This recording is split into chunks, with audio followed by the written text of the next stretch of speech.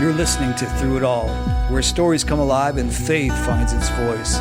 Each episode, individuals who've encountered life's highs and lows will be heard, and through it all, they witness the undeniable faithfulness of God. This isn't just about sharing stories. It's about celebrating God's enduring love and transformative power of His grace. Welcome to Through It All.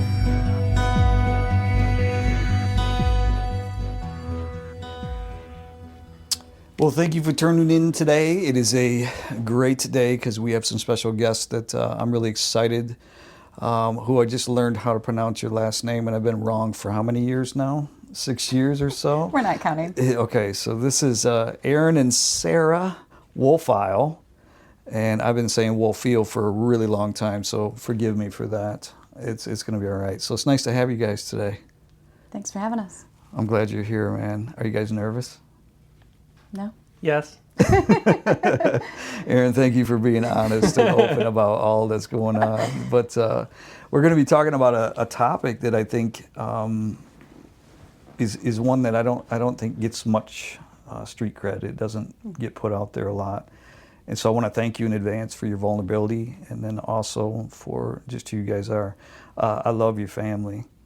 Thank you. I'm super just thankful for people like you that are living through, trusting by faith what God's going to do. And then also too, we'll talk more about that. I can't say too much right now, but we'll get into all of that story. So tell me a little bit about your background and faith and relationship. How did you guys get together?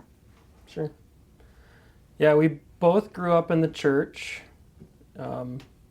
We had varying experiences growing up with church, with God. We met at a retreat in college. We were both involved with InterVarsity Christian Fellowship, which is on-campus ministry. And I don't know, I would say that's when my faith really came alive, or I owned it. Would you say the same for you in college? I would say mine was probably more in middle school, but I think, right, it takes on different forms as you continue to get older. Mm-hmm. So what happened after you got married? So you guys had the perfect marriage, I'm assuming, right out of the gate. Absolutely. Full-blown Christians, know everything. Because how old were you when you got married? 24? 24. I had to look at her. There's only one guy. There was one guy I had on here in the past podcast, and it was Joe Hazelhoff. He was a couple before this one here, and that dude knew every date down to like the week. And I told him, I go, you're incredible, man. You're just absolutely incredible. So, Aaron, thanks for being normal and for getting all the dates. So, Sarah, keep us on track here, all right? So, after you guys get married, what starts happening? So we started out married. I think we decided, right? We didn't want to have kids right away. We wanted to enjoy life as a married couple and work out the kinks and learn about each other. And we're both planners, type A, so we decided, maybe 4 or 5 years in, we would think about having kids. And we tried to get our finances in order and paid off our student loans and got a house. Took a vacation as sort of a baby moon, and then we started trying to have children. Yep. Okay. Sarah, what's your take on all of this? You got the same story? Yeah, same story. That's accurate. Yeah, it was a baby moon, essentially, without being pregnant, to try to get pregnant, but we didn't get pregnant on that trip. Mm-hmm. And we didn't get pregnant 8 months after that either, so I finally made an appointment with an OBGYN to have some testing done, and they start you off with fertility meds and tracking and all sorts of things, but they didn't have success either, and so they referred us on, of course, to the fertility center. And at that time we were living in Grand Rapids, and they did additional testing and recommended next steps. And so Aaron and I, being planners, had a conversation about, how far we were going to go on the fertility journey, because we knew that, there's various steps you can take. In the end, ultimately, the only thing that's left is IVF. And there's a lot of controversy or thoughts regarding IVF. And so we really talked through those, like what we were comfortable with and how much money do you want to spend? Because once you get into fertility treatment, it does begin to add up, especially at that time, insurance didn't cover the majority of the cost. And so we also wanted to be good stewards of the money that God had given us. So all that kind of played into discussions that we had. So let me ask you a question. I'm assuming, were you one of these young ladies that you always dreamt of getting married and having children? Absolutely. Yeah. I can see it in you. And so there's a lot going on here from a dream perspective as well. That here we are, we're married, and we kind of go through life and we think, okay, I love how it's, after 5 years and we acquired the finance and we did this and we did this, and then you go to baby moon and you're like, yeah, I should be pregnant. I got to believe this is kind of like in the back of your mind, this is a dream not being fulfilled, something I had in that.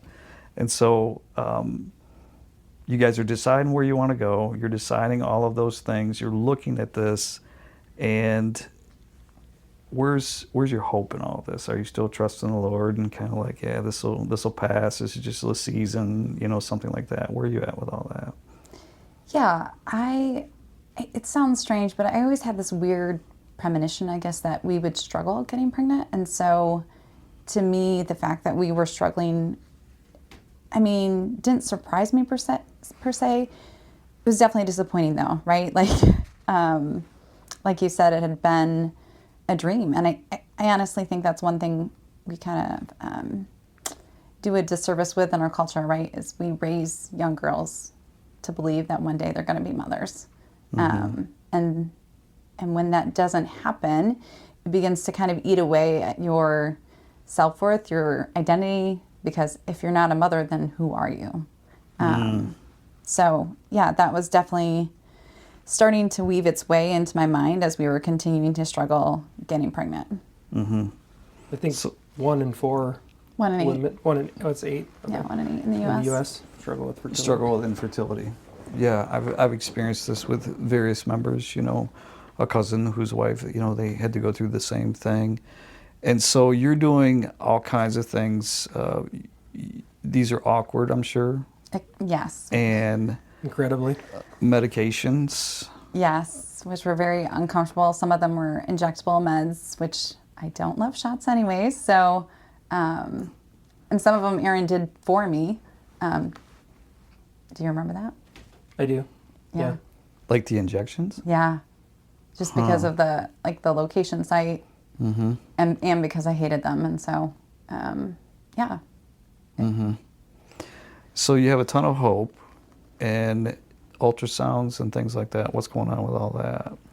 Yeah, so when you get into these procedures, we did some IUIs, which are intrauterine inseminations, and part of that process is they're doing ultrasounds every single month to check to see if you're producing eggs and what size they are and how many there are.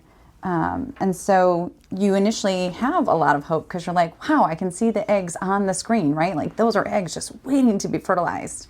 And they've already collected the semen and they're going to put it right close so we can just get those fertilized right away. And so you have all this hope thinking, gosh, this has got to work, right? And then every month they make you do a pregnancy test because why not? And they always came back negative, which was just super devastating because you get all your hopes up and then they just come crashing down month after month. Yeah, I think for like a lot of listeners, that's a place maybe we disconnect, in some ways, especially with those who, just get pregnant right away and have babies, and, it's a simple pregnancy test versus waiting for reports from a ultrasound or looking for all those things. So I think it's definitely, I would say, emotionally exhausting. 100%. How are you guys doing during this? It was hard. I mean, for me, I'm naturally somewhat disconnected because it's not my body. I wanted to have kids too, but it wasn't necessarily my dream. So, seeing Sarah go through that every month, and maybe more than that, depending on if a friend of hers got pregnant, right? Every month it comes to tears or just sadness, and I'm trying to empathize, but it's impossible to know how she feels. So how do you support her through that? Yeah, and there's an incredible, it goes back to God's design for male, for female, and how he's designed us, Not that all men don't have empathy or whatever, but I got to know, I'm believing that you're like, man, I really want this. Are you praying a lot during this time? Yeah. Like just a little, or you like begging God? It's like a daily conversation, right? Mm-hmm. Like, why would you give me these desires if you're not going to fulfill them? It was kind of like, I had read Elizabeth Elliot years before, back when I was single, right, with that same idea about marriage. And, she was like, well, why would you give me these desires? I'd rather have you just take them away, right? If you're not going to fulfill them, just take them away. And that's kind of how I felt with having kids too. Like, what's the point? Did you feel like you were broken? A little bit, right? Like it comes back to that self-worth. Like, what's wrong with me, right? Why can't I have babies, right? Like everyone else I know is having them, right? Some of them are having them and they weren't even planning for them, right? Yeah, that's got to be tough. When you said that, I almost went down that trail when you said, someone would get pregnant, and as much, and then you're looking in your heart and saying, I should be joyful for them, but I also have a reality in my life that it's not me, I think that's something we all struggle with God, is, I just think it's such a tough thing. And my heart goes out to you.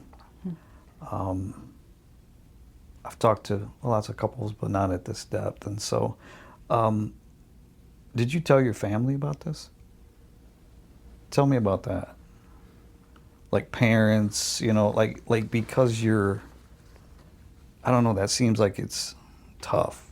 I don't remember exactly when this was, but we were visiting my family, and I at my mom's house, my mom and dad's house, and I was in the kitchen, and I can't remember why I brought it up, but I just said to my mom, I think she was washing the dishes or something, and I said, we've been trying to get pregnant and we're having trouble, and she said, didn't even look at me, she was facing away, and she said, oh, it took me a couple months too, or something like that, like, just keep trying. And I said, we've been trying for over 8 months. And then I saw her body language slump, like she knew she screwed up. But, you get all kinds of people saying things, and they don't know. They may not be trying to wound you. Doesn't make it any less hard. Mm-hmm. And sometimes in your mind you just think, wow, that was a stupid thing to say. But I say stupid things too, right? We all have those moments. We all say stupid things. Yeah. And I want to talk about that. Sarah, just to finish my thought though, I think like openness is the important thing, right? Like if you know someone going through that, like questions are probably better to ask instead of just making comments that you think might be helpful. But Sarah, what do you think about this? Because it's definitely a trial, we would call it biblically. This is a trial.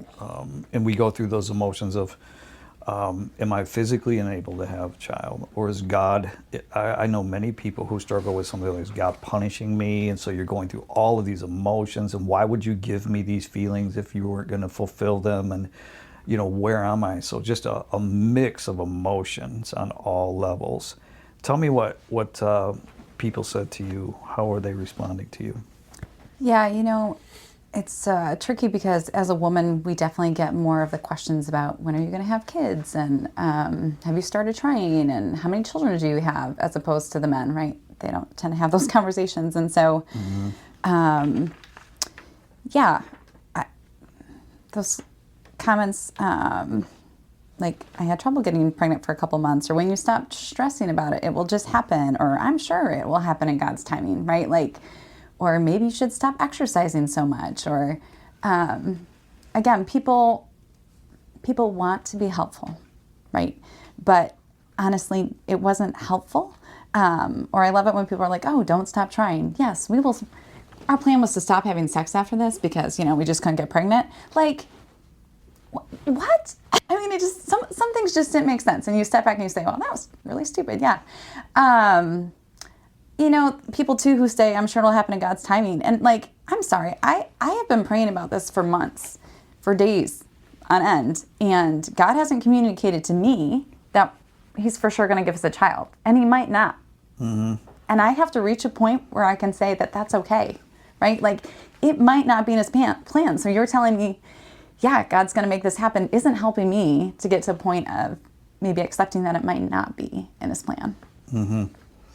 So I think as like you said, hey, maybe it's not good to, just calm down and do this. Why do you think it is that we respond so quickly? I would assume that every single one of those people loved you, cared about you, and wanted to give you a seed of hope.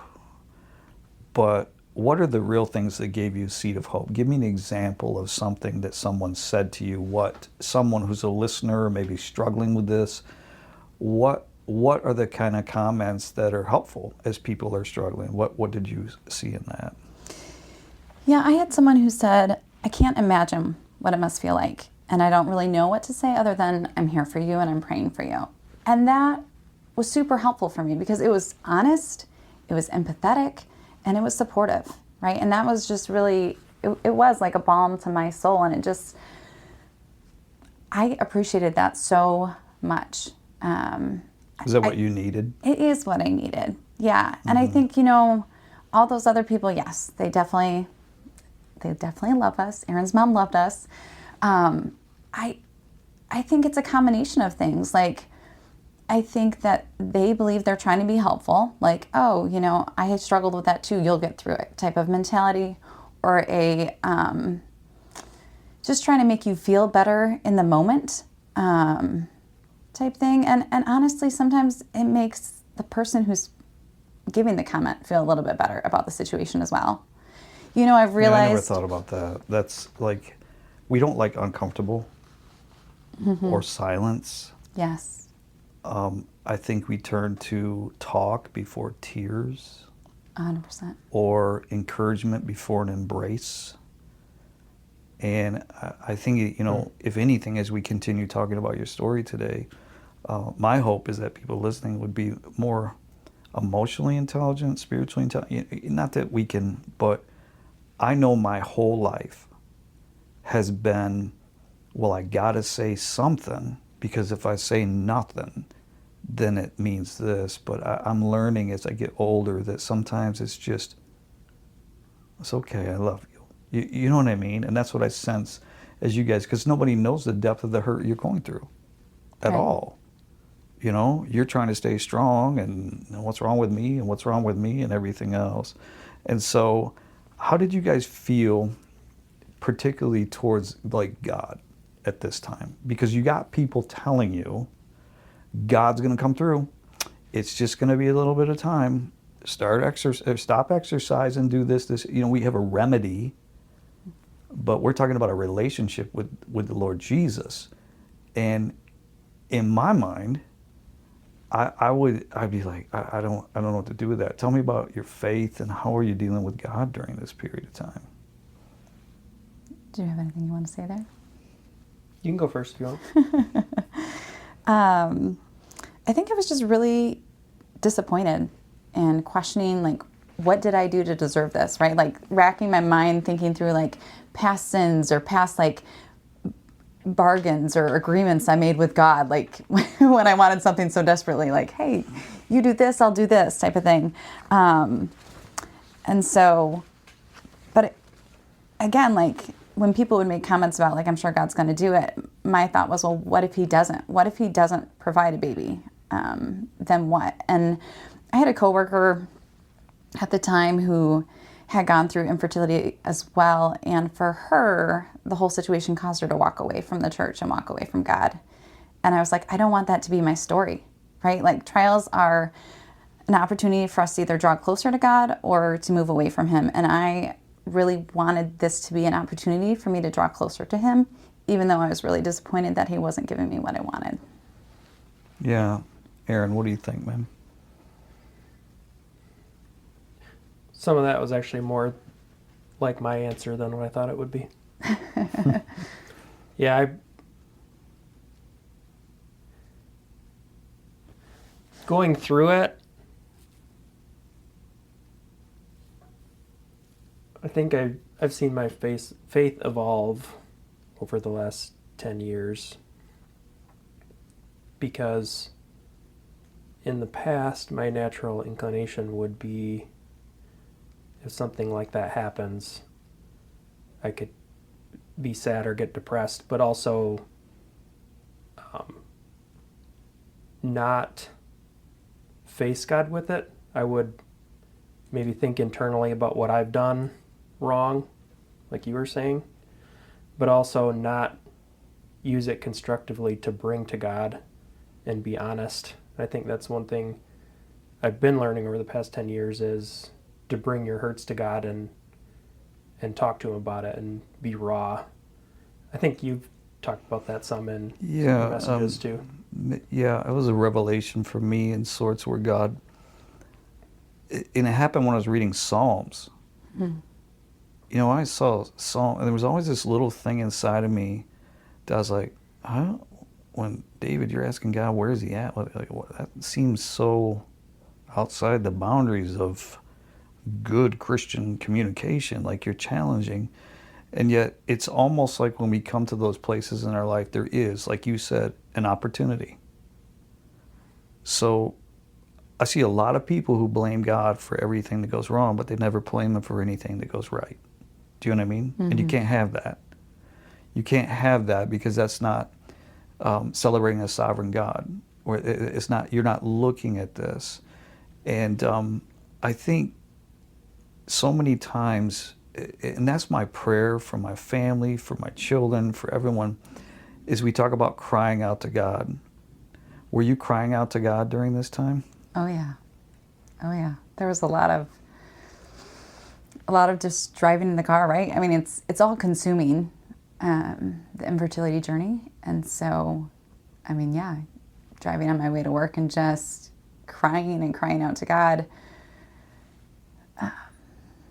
trying to understand and trying to plead with Him for the desires of your heart, but also at the same time to recognize that it might not be His will, and then to pray for peace about that, right? To, you know, and to trust that He has some other plan beyond what we can see. Mm-hmm. And I commend you. Okay, I see the tear, you know, because we've talked in two places, and one was, I saw your eyes and your heart, and even you lovingly looking over to your wife when you talked about, ever since I was a little girl, I wanted this. And then I finally get to this place, and now it's no longer there. And then as we've talked, I've heard you kind of go through this process of, it started to become reality that this wasn't going to happen. And am I okay with that? The reality is that I'm not sure we're ever completely okay. And here's what I want you to, that's okay. Do you know what I mean? Is that God has given us emotions. He's given us these feelings and stuff. And I don't know how, even after decades of following Christ, I just don't know if those will ever be easy, or there's ever a person who says, oh yeah, I just trust God, you know, I'm good. You know, it's not that big a deal. No, because like you said, it's the desire of your heart. And so you actually shared a quote with me from this, from a woman, I believe it was, that you found. It was Laura's storybook or something like that. Share that with me. Yeah, so Laura's story, she's a musician. You've probably heard her song, Blessings, which was a really good song. You know, it was challenging for me I mean, we went through this in like 2013, 2014. So we're talking over 10 years ago. And at that time, I couldn't find Christian books written on the topic of infertility. They just didn't exist. They do now, but they didn't back then. And so instead, I was finding books about sorrow, about grief. And one of the books I read was Laura's story. She had written one called When God Doesn't Fix It. And she had said this in her book, which really resonated with what I was feeling. She said, I had been taught that God was a good God. So somewhere deep inside, I believed that if I did all the right things for God, then he would do the right thing by me. And when he didn't, I felt as if God hadn't kept up his end of the bargain. I was disappointed in him. I even felt betrayed. The problem was I couldn't find any verse that said he owed me anything, or a verse that said if I was good enough, I deserved something. I began to realize that my disappointment with God wasn't something he'd done to me.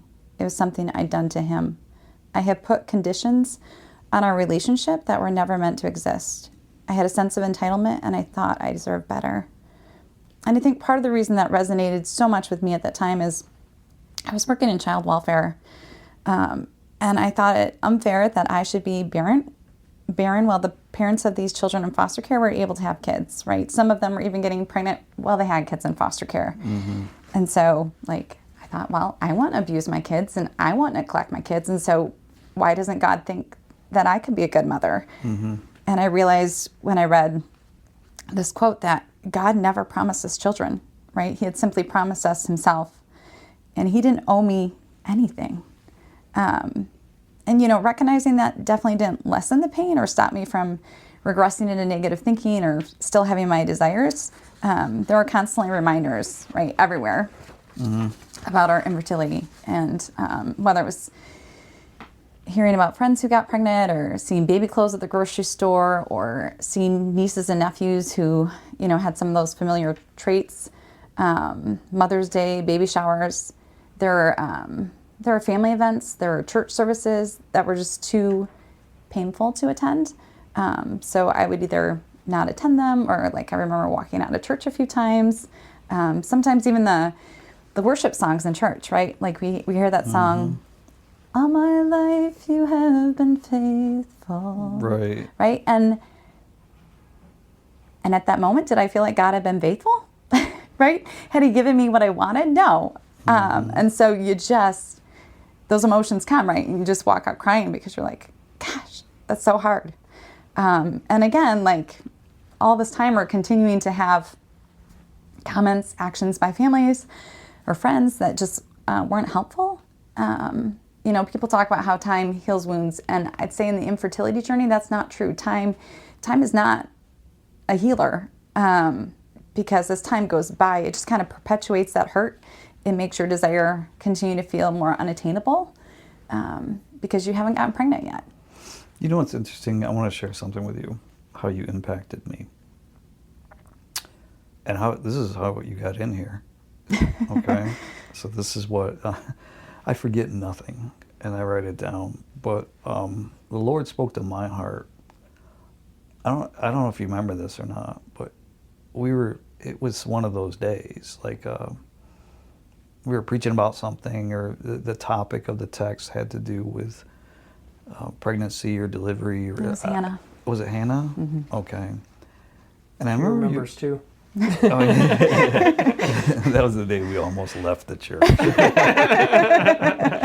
We're done with this pastor. He has no sensitivity. I can tell you that within any group of people, and this is why I'm so excited about having you, is because there are other people that I pray this gives them hope, okay? But on that day, you came up, it was after the service or something, and and I appreciate the way you did this, but I'll never forget it. And it's changed me. And you said, I just want you to be aware, was it? Do you remember what you said? I think that was how I said it, yeah. I just want you to be aware that there are people here who cannot have children or something of that nature. Mm-hmm. And I remember it just kind of hit me. And at first I was like, okay, you don't process that. But I went back in my office later in the next day or so, and I thought, and that's that isolation thing. Did you like being around people during that time? Not really. I also I remember I kind of stepped off from social media for a while too, just because That's always a good thing. Thank you. you're constantly seeing pictures of other people's kids, right? And it's just a reminder that we don't have kids, right? And so that's tricky. And, you know, the thing, I obviously spent a lot of time praying, a lot of time crying. I spent a lot of time looking through scripture, right? Like trying to read about people who, like I thought about the blind man and like the disciples asking Jesus, like, was it this man or is this man's sin or his parents' sin that caused this blindness to happen? And God was like, no, this was done for the glory of God. Because again, like going back to when you're barren, you feel like, gosh, I must have done something wrong, right? God is punishing me, right? And that's why I can't have kids, right? And so the story of the blind man gave me perspective to be like, this isn't, you know, God's not punishing you for something, right? Like this is ultimately going to serve a greater purpose. But also when I was looking through the scripture, I couldn't find a woman who had said, and she remained barren, right? Like you see all these stories about how these women eventually go on, even Hannah, right? She eventually goes on to have a baby, and Sarah, she eventually has a baby, right? And so that's kind of depressing. And I think that's what leads people though to believe that, gosh, if you just pray hard enough, right? If you just persist in prayer, God will eventually answer it. And God can, and I have a lot of friends who he has answered that prayer for. But I think that's also, for me, what made it so isolating is all the women I've ever met who've struggled with infertility have ultimately always had a baby, right? Even here we are years later, and I've had the opportunity, the privilege to walk alongside a lot of women who have experienced infertility, but they all eventually get pregnant. And so I think it's rare to find a case like ours where you don't. Thank you. I mean, I get the, you know, it seems like, I think we're so unaware of other people's hurt. And when we come into a room, you know, there's always a story. I had a friend of mine who always said this, if you're breathing, you're broken. And there's something, do you know what I mean? Yeah. Did you find the body of Christ? I mean, were you journaling? Were you writing? How were you processing all of this? So you're finding a blind man, and I remember that story. And like, who did this? That's the common theme of the New Testament, is that there must be some sort of sin in your life. Hey, Job. Hey, you know, this blind guy. There's got to be something here. What are you doing to find hope or heal? Is there anything you're doing or you're finding that God was showing up? Tell me about that. That's a tough question, but I think you got it. Yeah, I think it was just continuously trying to spend time with God, right? To spend time in the scripture, to spend time in prayer. And, you know, when you're going through the grief of infertility, I didn't find those things hard to do, right? I didn't find it hard to share my emotions with God or to cry out to him or to be exploring scripture, trying to figure out some answer to why we were going through it. I have a really good best friend, and we've lived in separate states for pretty much our entire friendship, but she was definitely encouraging, even though at the time she wasn't married. It's okay. She didn't have any kids of her own, and I think that God probably gave me that friendship a long time ago before I knew I would need it, because she was so supportive, right? And she would also point me back to God, and I think that was helpful for me.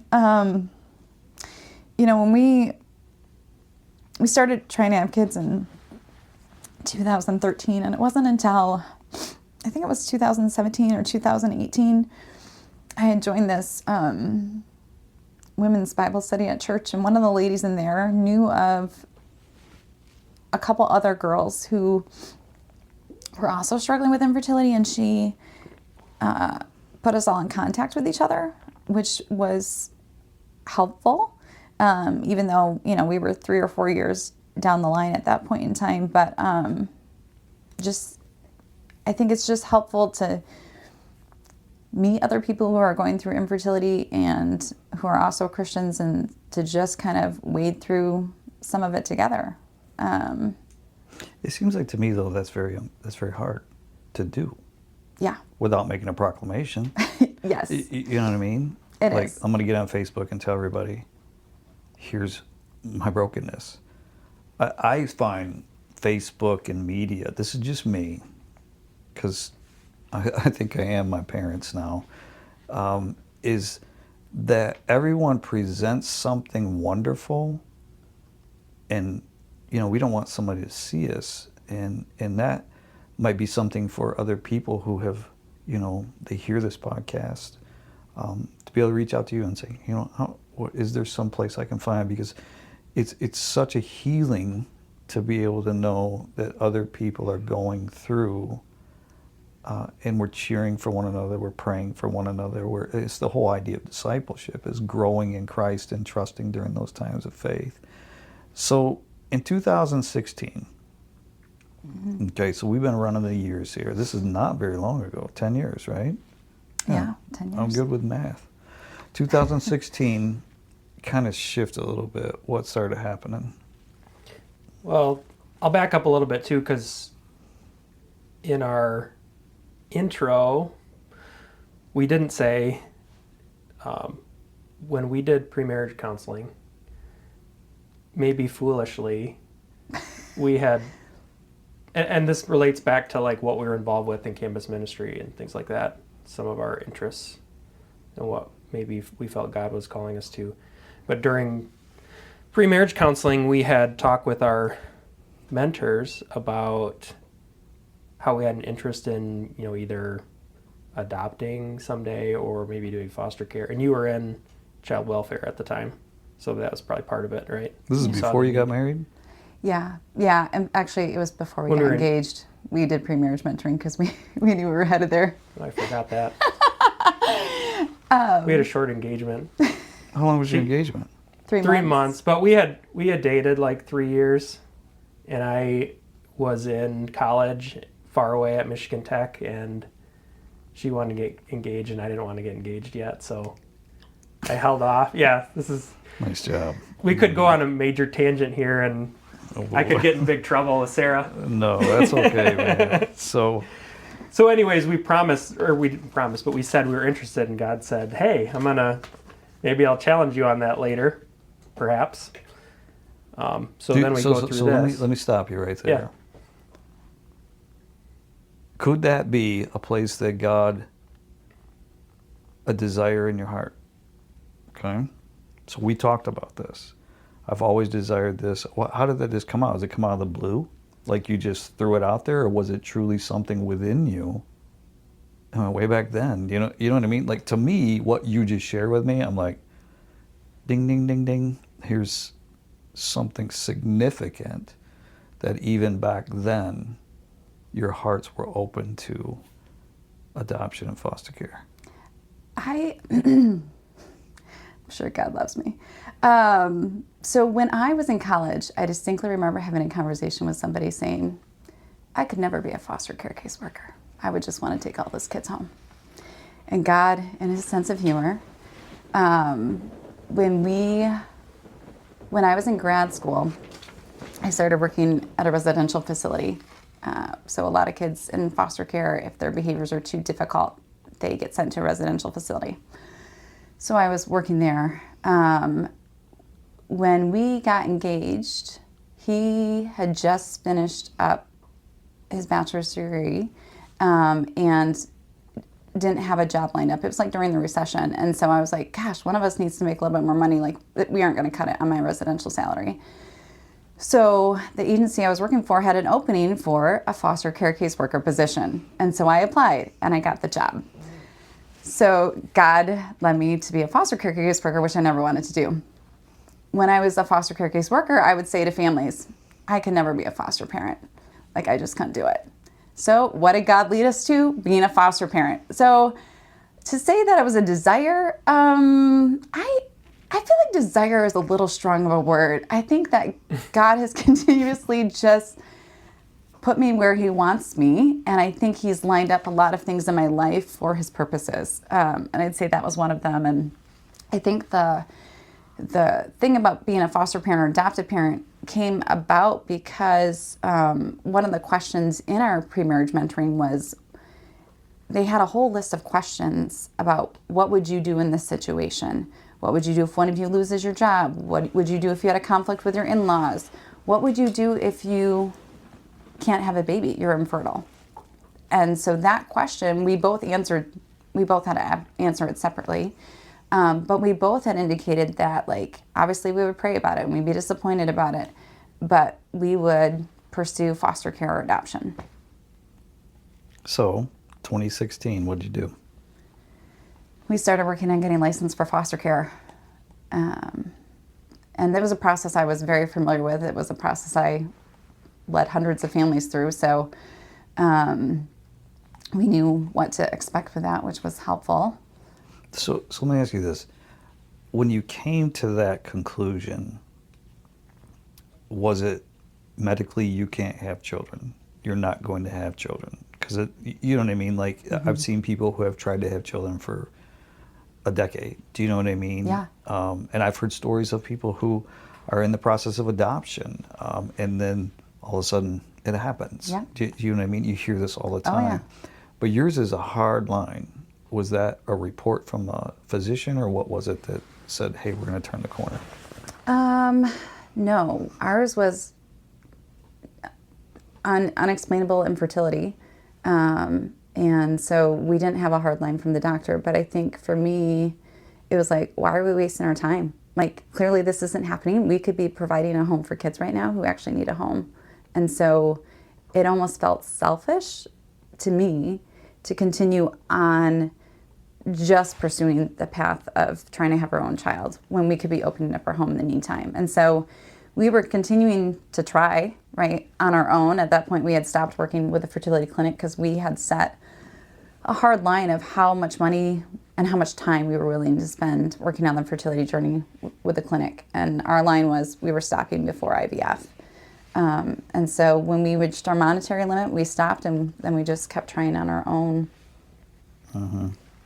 And so in 2016, how long did it take you to get that? Like, is it licensure? Is that what you call it? Yeah, foster care. Licensed, yep. And so in the foster care, and I think this is important for people that are listening, is foster care doesn't mean adoption. Correct. It means you're going to care for them in transition as they're either going to be adopted or brought back to their families or something. Here's an interesting thing. When I was young, I don't even know, I think my parents had just become Christians. And so we were being introduced to the church and this and that. And my mom was a foster parent, or my mom and dad. Oh. And so when we were young, we would always have these children. And I always remember thinking to myself, because, you know, you're hitting middle school and everything else, high school or whatever. And I'm like, why would my parents want to have a baby? Because I want to sleep, you know what I mean? And so they had that. I remember that. And it made an impact on me. And I don't know why. I mean, I'm sharing this just because all of a sudden I'm sitting here and I'm like, I haven't thought about that in 30 years. And these little guys, scriptures are pretty serious about orphans and widows and things of that. So you didn't do the IVF. No. You went right into this program. And are you mad at God? Are you sad? What are you doing? Is this kind of like, well, I'll do this then? Was it more of like, I'm starting to welcome the fact that this could be something that God's going to do? Yeah, so we're going through the licensing process, and I was still, like I said, we were still trying to get pregnant, and I was remembering feeling frustrated, right? Because, like I said, everyone I knew who had been trying to get pregnant found out what the problem was, went on, got pregnant. It was great. And so I kept having this thought, like, I just need to figure out what the problem is. I just need to figure out what the problem is, right? Like, we have unexplained infertility. And so I had gone back to my OBGYN and I said, hey, I want this procedure done. And she said, oh, well, we don't start with that procedure, but, you know, I'm willing to give you an ultrasound first to determine if we can do that procedure. And I was like, oh, okay, whatever. I'll take what you give me. Because I had a theory. I thought that I had endometriosis, and it was something I had brought up to multiple doctors when we were going through infertility, and I had always just kind of got pushed aside or poo-pooed at that notion. And she did the ultrasound, and she was like, yeah, I think you might be right. I think there's something there. So then she was willing to do the procedure I wanted done. And when she went in to do that procedure, she discovered not only did I have endometriosis, but it was at stage 3, which is pretty severe. Stage 4 is like the highest, but stage 3 means it's pretty widespread. So when I came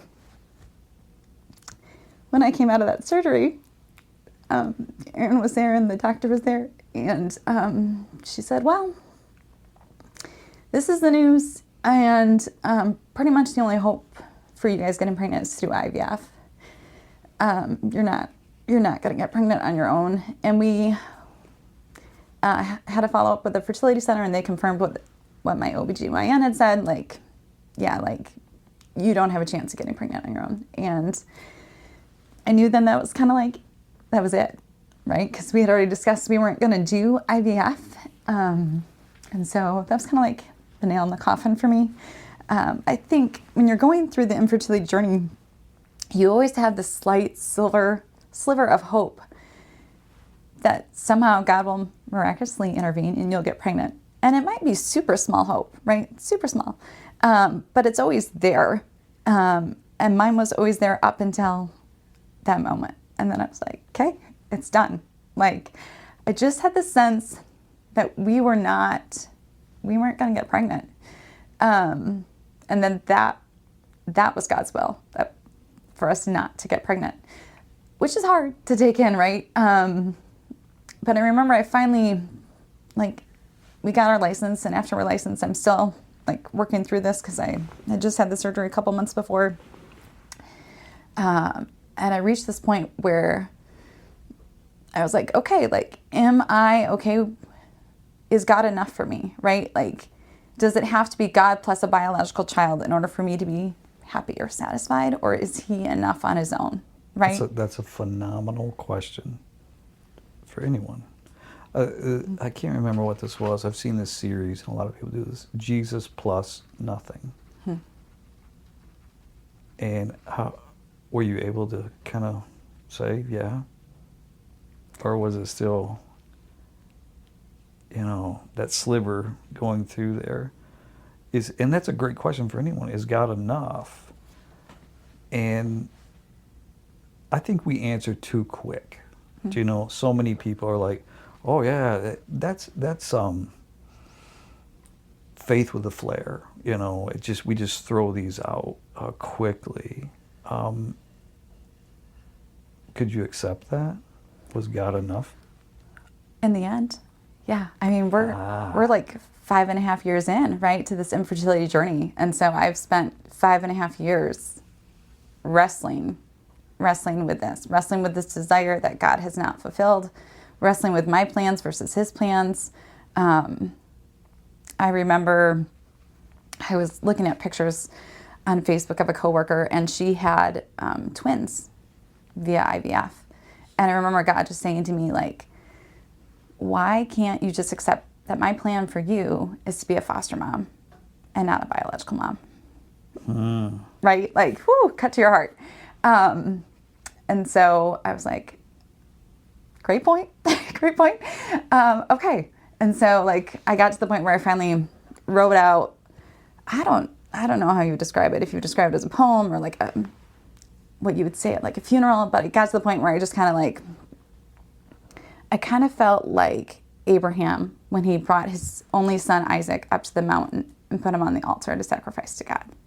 He was like, I have prayed for this son for a long time, and you finally gave him to me, and I'm going to give him back to you, right? Like, I'm willing to do this because you asked me to, right? And I felt like I was finally doing that with a child that we never conceived, right? To say, like, this is my desire, and now this is my sacrifice.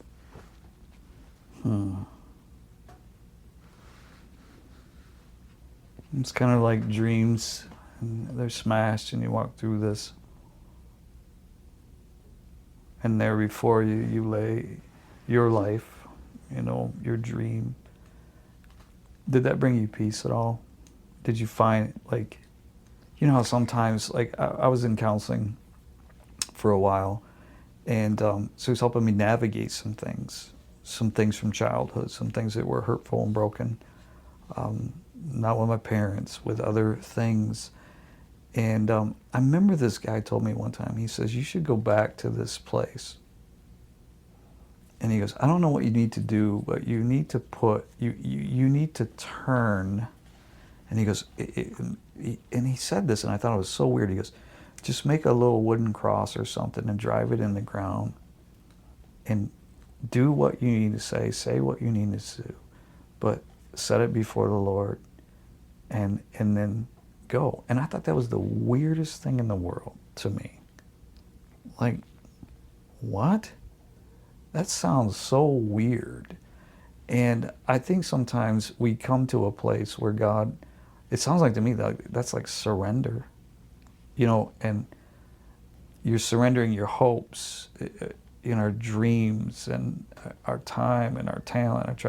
We surrender it all, and that's important for you and for both of you. Did you know about this, Aaron? Sarah's mental process? Yeah. I'm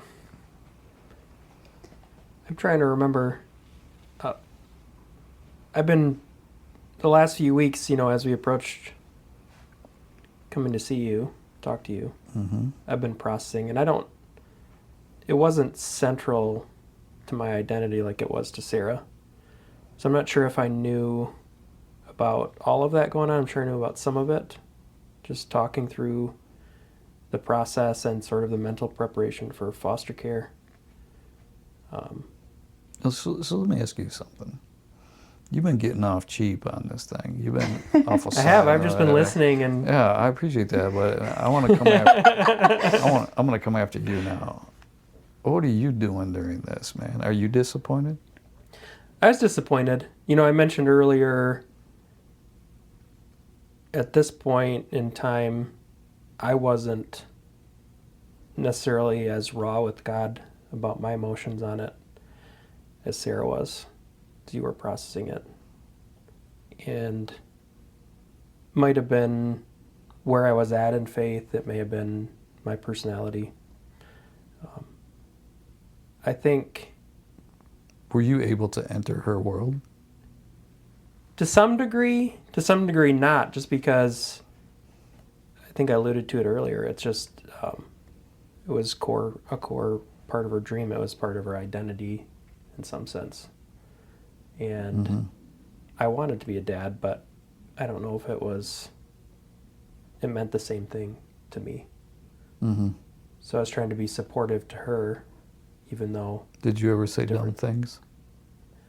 I'm sure I did. I don't remember any of them. Maybe that's a protective... Sarah, you must be silent right now.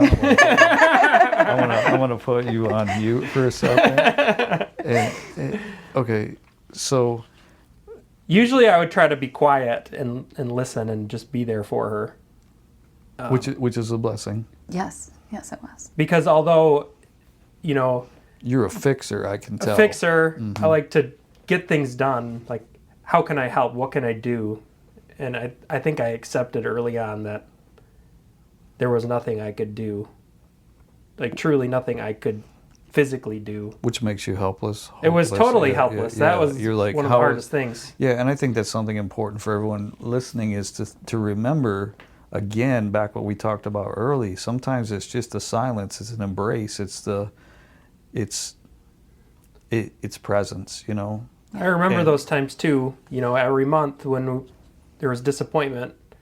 I remember just holding Sarah and being there with her, and I won't admit to crying, but I was there with her. Well, she cried. Maybe I shed a few tears too, but like I said. Nice fake. I appreciate it, man. So you're going through this whole process, and you're still trying to foster care. Did you get foster care children? We did. With foster care, the goal is reunification. The goal is for the kids to go back home. And once you get licensed, you'll get calls for kids, and sometimes. So the way it works in Kent County is those calls come before CPS has gone to court to get a judge's permission to remove the kids from care. Mm-hmm. So sometimes we would get phone calls, but the kids won't be removed. And so in your mind, you're like, oh, we're going to get these kids, and then they don't remove them. How old is it? Like, because I remember my mom, when they had foster children, it was babies. Mm. Like, from a couple weeks old to May. And I remember one little child we took care of. Her name was Joy. And Joy had some significant disabilities, and they were getting ready to adopt her because no one wanted her. And then God provided this wonderful family, and my mom was able to see her. She worked in the medical field, and so she saw this little girl like when she was 8 or 9 years old, and she. Was struggling to see, but my mom just said she just wept, seeing this little one that had survived. Yeah. You know what I mean? Not wanted again. And then you guys strike me as this family that would, you want to provide more than, hey, we're just going to house you for a while. I mean, you look at it as an act of service to God. Would you say? I think an act of service to God, and committed to however long we're needed for. When you come to foster care and wanting to get a license, you get to decide how many kids you're willing to take in and what age range you want to do.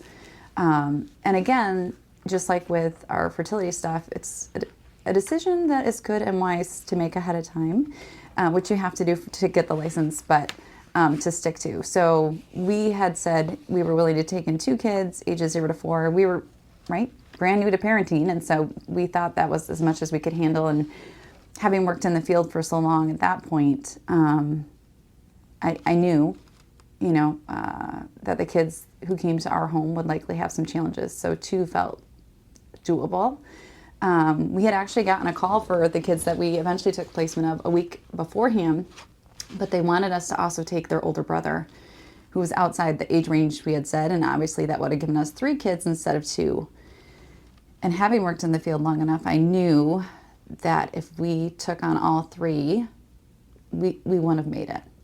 We would have said, hey, we can't do this, and given the kids back to the agency. Because the 2 we did take at the time, they were 4 and 2.5, with significant behaviors. And despite having worked in child welfare for, I think it was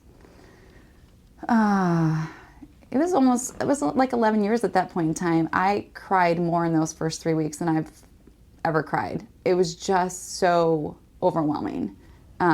It's a huge change in your daily routine, and just dealing with the behaviors was super, super challenging.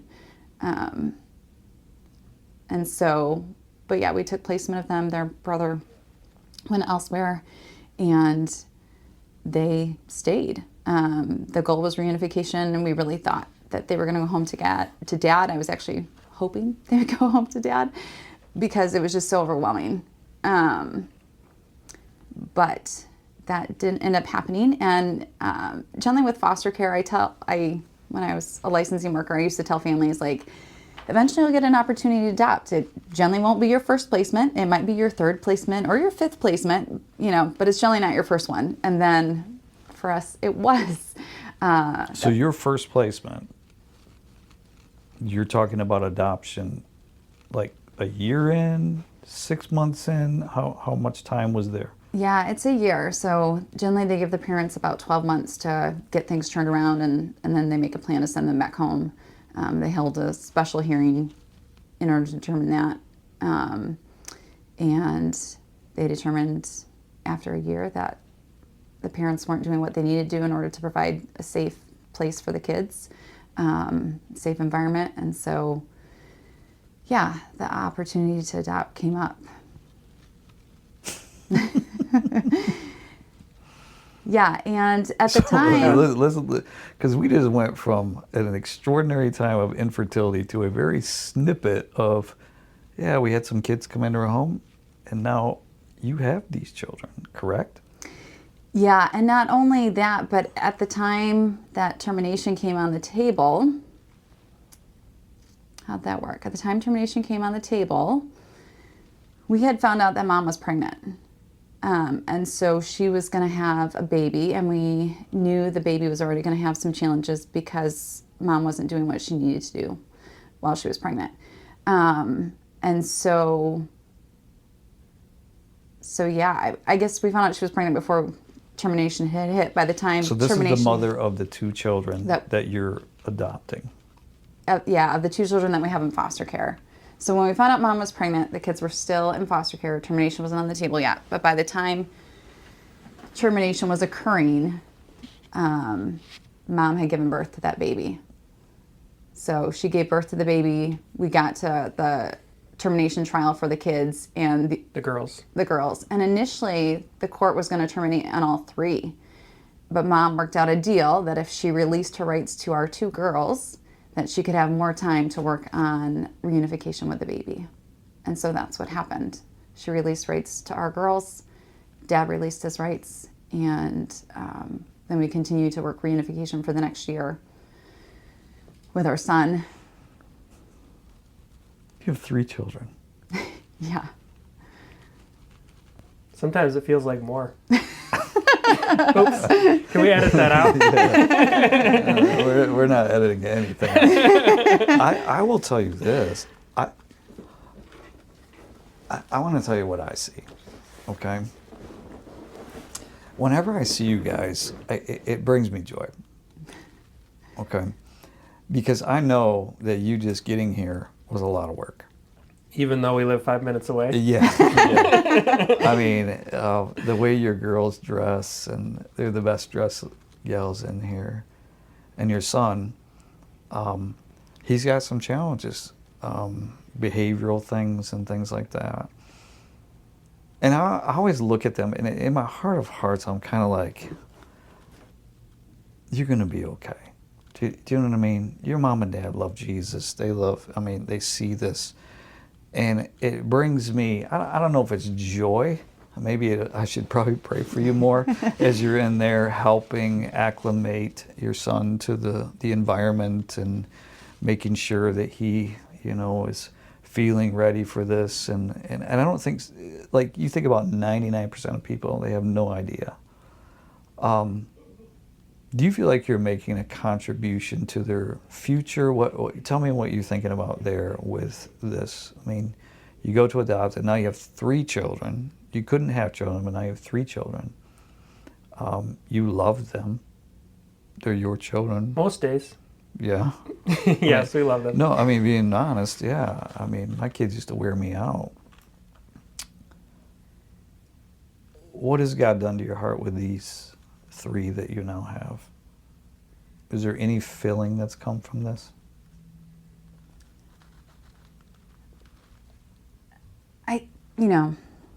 Adopting children doesn't replace that desire for biological children, right? And there is still grieving that happens, right? Like, there's grieving the experiences that you'll never have having your own biological children, whether being pregnant or swapping pregnancy stories, seeing what Aaron and I could have created together, right? I always had these ideas about what our kids would look like, and our kids definitely don't look like us. And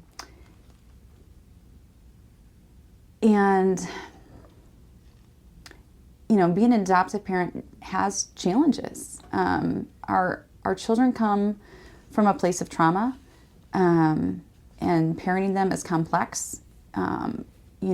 They have diagnoses that have come with time and seeing seeing deficits. So things that we didn't know that we were going to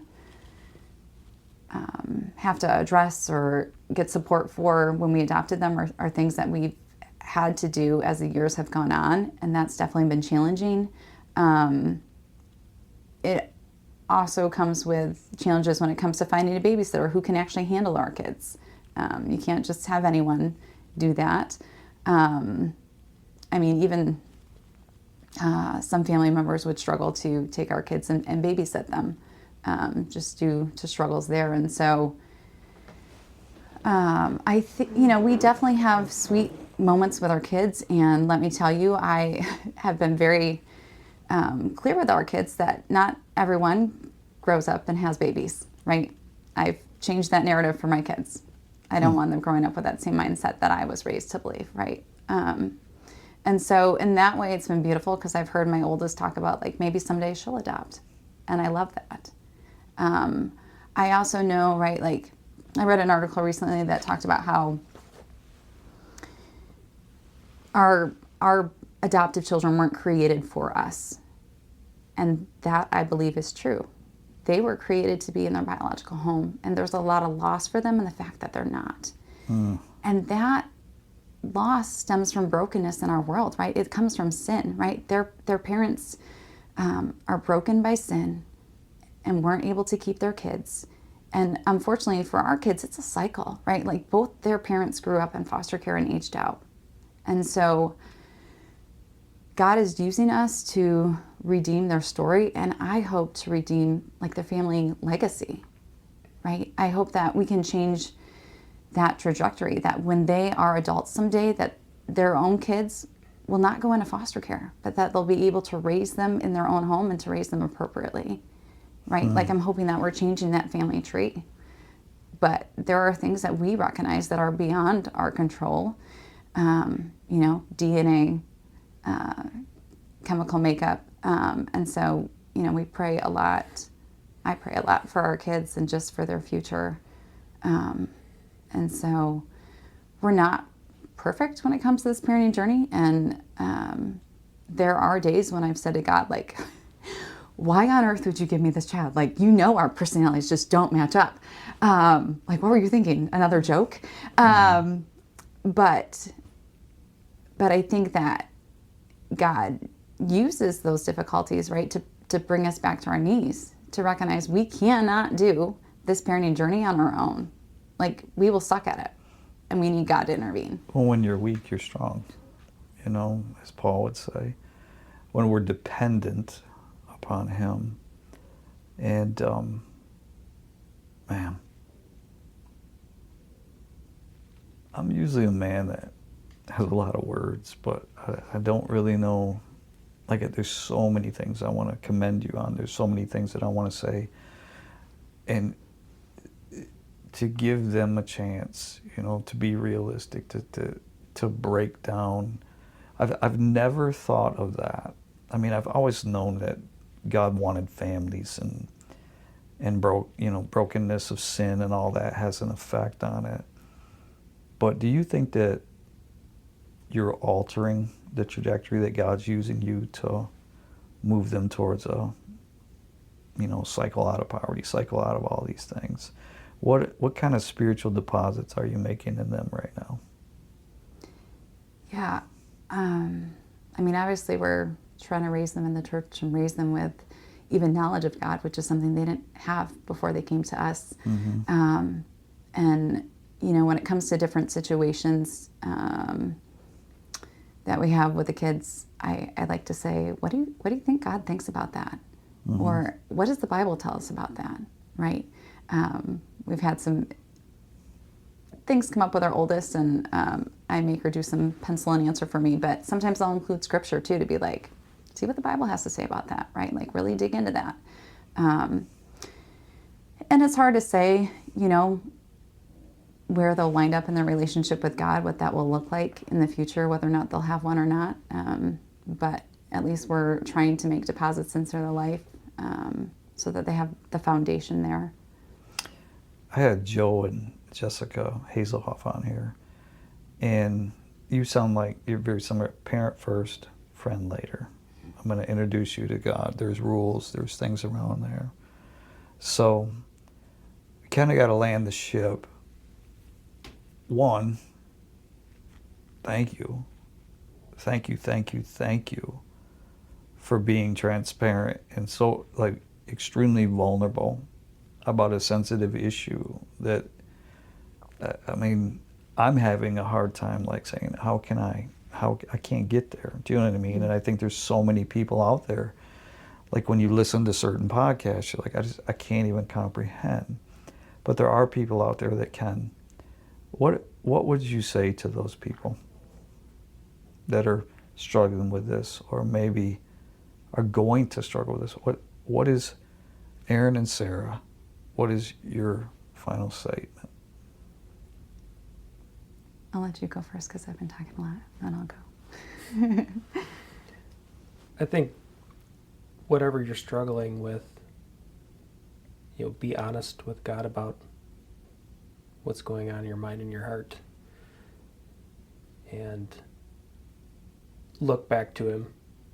And God doesn't always give us the answers we want, but He does answer our prayers. I read an Oswald Chambers devotional the other day that reminded me of that.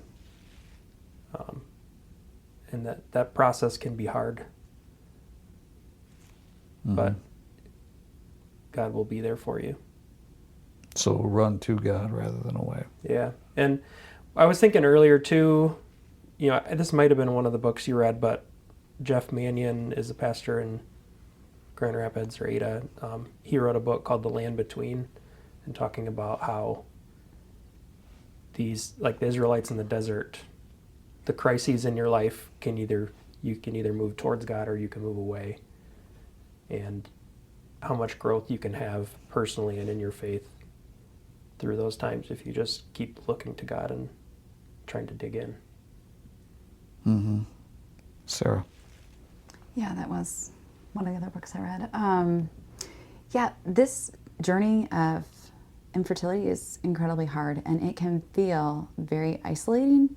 I mean, it's awkward to talk to people about, Aaron made the joke about talking about our sex life, but it kind of feels like it is that awkward, right? And it does involve that part of your life, and so it is hard to talk about, whether with friends or with family, and you already feel like a lot of people just aren't going to get it if they haven't walked it. I think it's important to remember too that there's nothing, if you're walking that infertility journey, there's nothing wrong with you. There's nothing you've done to cause this. God has created you with purpose. You are worthy, and He loves you. And God hasn't abandoned you. Yes, you're walking through a fire, but He's not going to leave you there. It's not the end of your story. And if you let Him, God can use your journey for His glory. So this trial, it's an opportunity for you to surrender to His will, to lean on Him, and to trust that He's for you and that He's enough for you ultimately. I don't think you could say it any better. Thank you, guys. I'm blessed. And again, thank you for what you're sharing and your hearts. And again, I love you kids. Of course, I have this statement: God called me to tame wild horses, not pump life into dead ones. So thank you for bringing the wild horses. We got a couple of them. Yeah, so they're awesome. So I love you guys dearly. I'm so honored to be a part of your lives, and I feel like even today, when I see you again, it'll be different. It'll be new, and man, I love you, and the most important thing is God does. So thank you for being the people that shared the story about the things that some people don't want to talk about, that I'm praying that this podcast will go out and make a big difference. Move in someone's life, or someone who is even going to experience this later on.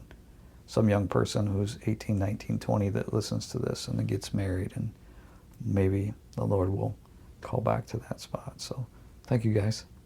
You're welcome. I appreciate you being here. Yep. Thanks.